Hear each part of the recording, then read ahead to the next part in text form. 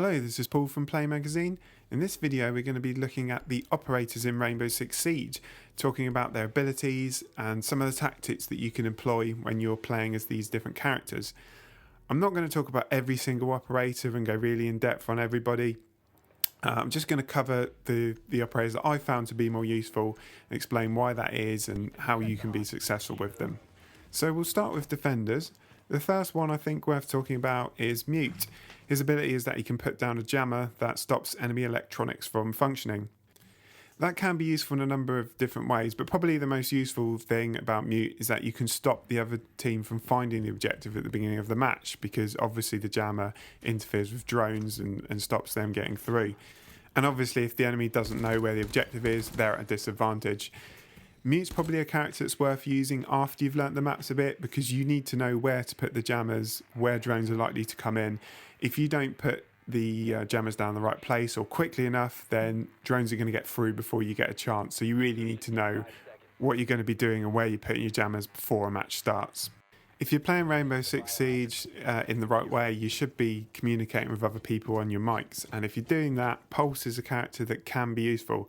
He's got a heartbeat sensor, so that obviously allows you to see where the enemy team's coming in. So as long as you're communicating, talking to your team, letting them know where the enemies are, how many of them are, then Pulse can be a very useful character. There's a few characters I'm going to run through quite quickly because the benefits of using them are pretty obvious. Rook is able to put down body armor at the beginning of a match, which everyone on your team can put on, and that'll allow them to take a few more hits. Castle can put down reinforced barricades. That's useful if you're trying to protect particular areas or funnel the enemy team into a particular direction, though obviously they can counter that if they've got the right equipment. And there's Doc, who is able to fire a syringe that will revive down teammates or yourself if you've been downed. The only thing to be aware of that is not to waste the syringes by firing them at a character that's been downed and is still in danger and is going to get shot straight away again. Another defender I particularly like is Seige, whose ability is to put down devices that stop grenades. If you're in a relatively confined room and there's a chance the enemy team is going to be throwing frag grenades in or using FUZE to fire cluster grenades into the room, you're going to be in trouble. Seige prevents that, and there's been loads of times where myself or my teammates would have been killed had I not been using him, so he's definitely a useful character. KAPKAN, who can place traps on entrances, as a character you do see used a lot.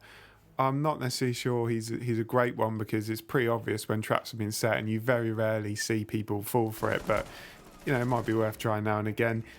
Smoke also can be useful in terms of when there's a few characters coming in for a small area choke point. You can throw a gas grenade in there and set that off, and that will cause them damage and slow them down and cause them to retreat, so that can be a good one.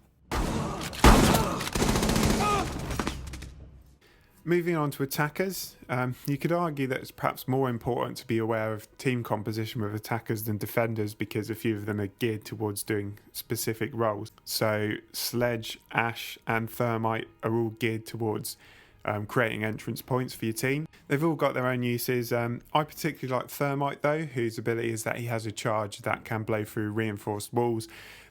That's obviously useful because when there's a reinforced wall, your enemy doesn't want you to be coming in that way, and doing so can affect their plans, and that can be a big advantage to you.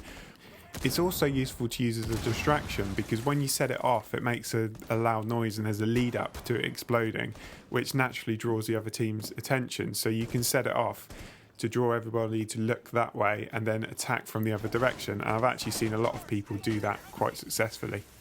FUZE is a character whose ability is to place a device on a surface that fires cluster charges into the room on the other side. Be careful about using that on the hostage mode for obvious reasons. You don't want to kill the hostage accidentally. It can be a very useful character, especially if you use your drone to spot where enemies are before you fire the charges in, or speak to one of your teammates so they can tell you where to put the charge. And it's an easy way of killing a few enemies if they're on the other side and not protected. Generally speaking, I'd say it's worth taking a character with a shield into a match. When you've played as a defender, you'll no doubt have seen how annoying a character with a shield can be. Whether you pick Blitz, who has the ability to blind people with a shield, or Montage, however you pronounce that character's name, It's up to you really what you prefer, but I would definitely say that Character for Shield is an annoyance for the other team and therefore worth using. The last characters that I'm going to cover all broadly fall into the same area in that they're about countering enemy electronics. IQ is able to spot enemy electronics through walls, so if you're using her, that's really about communicating with your team, letting them know what's there. Thatcher has an EMP grenade which can disable enemy electronics, so if they're using something that counters one of your own team's abilities, then Thatcher can be useful to shut down their defences and open up your team to use what they've got, so that can be good. Then there's Twitch, who has a drone that can fire an electric shock that will disable enemy electronics. If you're particularly good with the drone, you can also use that to shock enemy players, so I've seen that used really well to shock an enemy player, draw their attention and distract them so that somebody else can kill them, so that can be a good one if you're quite handy with the drone. The only other thing I'd say is something that I hinted at earlier, which is to be aware of your team composition. So look at what your teammates have picked, try and have a nice balance in the team. And obviously if the other team has been successful using a particular character in a round previously, they're probably going to try it again. So if you can pick a character that counters their ability, so Seige to counter FUZE for example, then that's something that's worth doing. But anyway, I hope this video has given you a useful overview of the operators in Rainbow Six, their different abilities and some of the effective ways you can use them. Cheers. Op 4, last stop standing.